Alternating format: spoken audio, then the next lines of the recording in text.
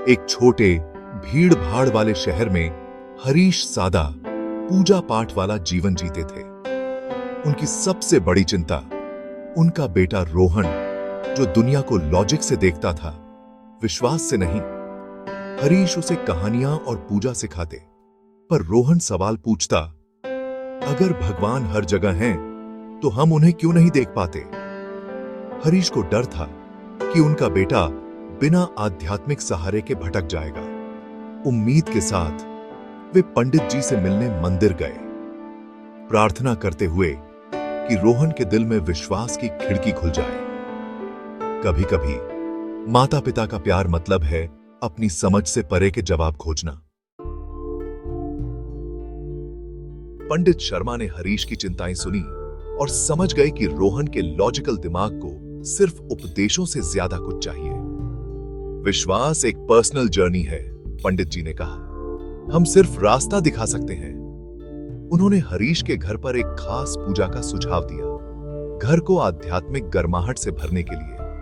पर रोहन अपने कमरे में बंद रहा, पूजा से अनअफेक्टेड।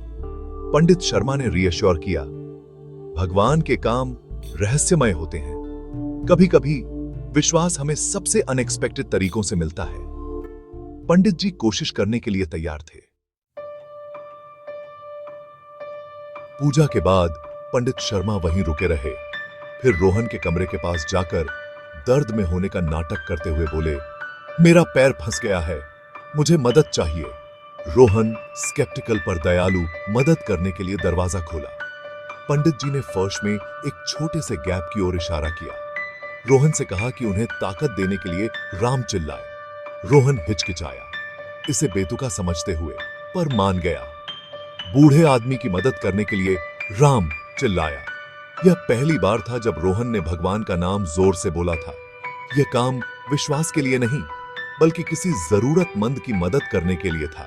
कभी कभी एक अकेला शब्द बिना विश्वास के बोला गया अपने पल से कहीं ज्यादा दूर तक गूंज सकता है। पंडित जी की योजना काम कर गई थी। रोहन का दिमाग बदलकर नहीं, बल्कि उसके दिल को छूकर। उस साधारण काम में का बीज बोया गया। एक नाम की शक्ति रोहन के जीवन में चुपचाप और अनएक्सपेक्टेड तरीके से आ गई थी।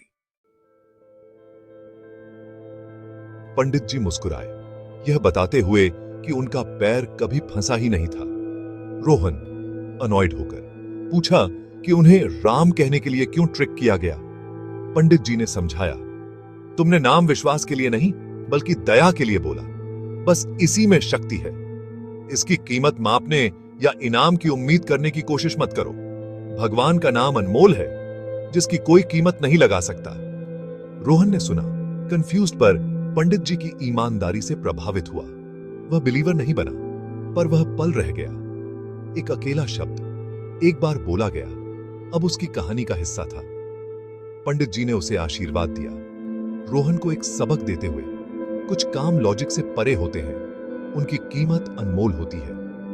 कभी कभी सबसे छोटे जेस्चर का सबसे बड़ा मतलब हो सकता है। एक नाम का असली मूल्य हमें तय नहीं करना है। और ऐसे विश्वास का बीज वहीं रहा, चुपचाप इंतजार करता रहा।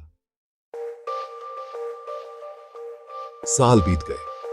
रोहन ने एक अच्छा ईमानदार जीवन जिया, लॉजिक और दया से गाइडेड, पर कभी विश्वास से नहीं। जब उसका समय आया, उसकी आत्मा यमराज, मृत्यु के देवता और चित्रगुप्त, स्वर्ग के अकाउंटेंट, के सामने खड़ी हुई। चित्रगुप्त ने रोहन के जीवन का हिसाब देखा। कोई बुराई नहीं, कोई भक्ति नहीं, बस एक एंट्री अलग से दिख रही थी। उसने एक बार राम का नाम लिया था, बिना विश्वास के, एक पुजारी के कहने पर। चित्रगुप्त ने रिपोर्ट किया, न्याय का तराजू पूरी तरह संतुलित था, सिवाय उस एक अनमोल शब्द के। यमराज और चित्रगुप्त हैरान थे। एक अनिच्छुक उच्चारण के गुण का न्याय कैसे करें? सवाल गहरा था। क्या एक अकेला शब्द बिना विश्वास के बोला गया एक आत्मा का संतुलन बदल सकता है? जवाब रिकॉर्ड में नहीं, बल्कि कृपा के रहस्य में था।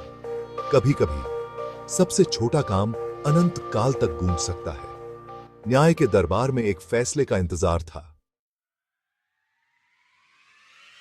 यह डिलेमा देवताओं तक पहुंचा, ब्रह्मा, शिव और अंत में विष्णु।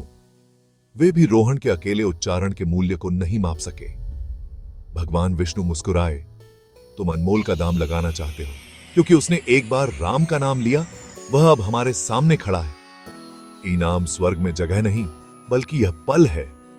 भगवान का दर्शन, काम ही आशीर्वाद था, यात्रा ही मंजिल।